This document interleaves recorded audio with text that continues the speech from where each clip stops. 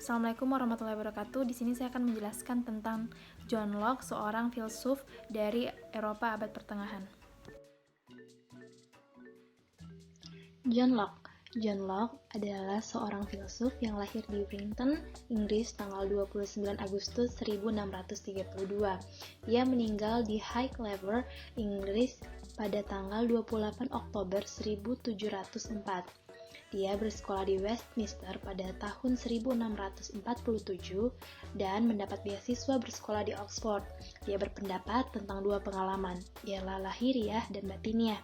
Dia juga berteori tentang empirisme, yang mana mengatakan bahwa semua pengetahuan berasal dari pengalaman manusia tersebut.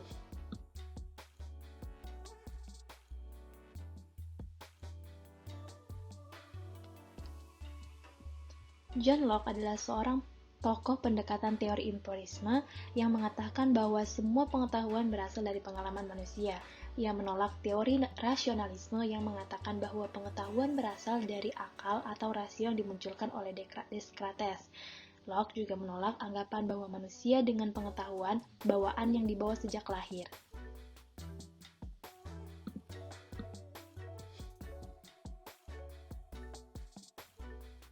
Locke berpendapat bahwa sebelum manusia mengalami sesuatu, pikiran atau rasio manusia itu belum berfungsi atau masih kosong, diibaratkan sebuah kertas kosong ataupun yang putih yang kemudian mendapatkan isinya dari pengalaman yang dijalani oleh manusia itu.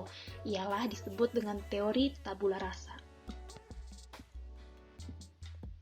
Adapun pengalaman, menurut Locke itu dibedakan menjadi dua macam, yakni lahiriah, sense atau external sensation, dan pengalaman batiniah, internal sense atau reflection.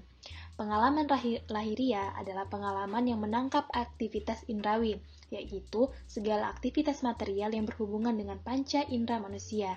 Sedangkan pengalaman batiniah terjadi ketika manusia memiliki kesadaran terhadap aktivitasnya sendiri dengan cara mengingat, menghendaki, dan meyakini, dan sebagainya.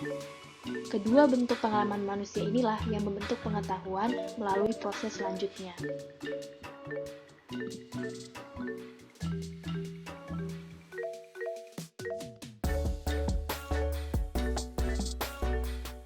Proses manusia mendapatkan pengetahuan itu didapat dari perpaduan antara pengalaman lahiriah dan batiniah.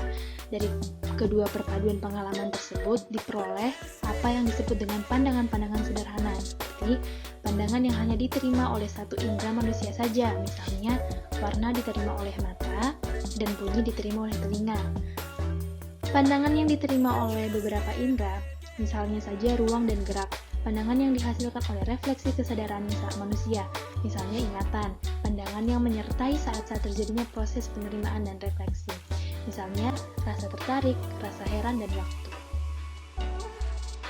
Di dalam proses terbentuknya pandangan-pandangan sederhana ini, rasio atau pikiran manusia bersifat pasif atau belum berfungsi. Setelah pandangan-pandangan sederhana itu ada, maka rasio dan pikiran bekerja membentuk pandangan-pandangan kompleks. Rasio bekerja membentuk pandangan kompleks dengan cara membandingkan, mengabstraksi, dan menghubung-hubungkan pandangan-pandangan sederhana tersebut.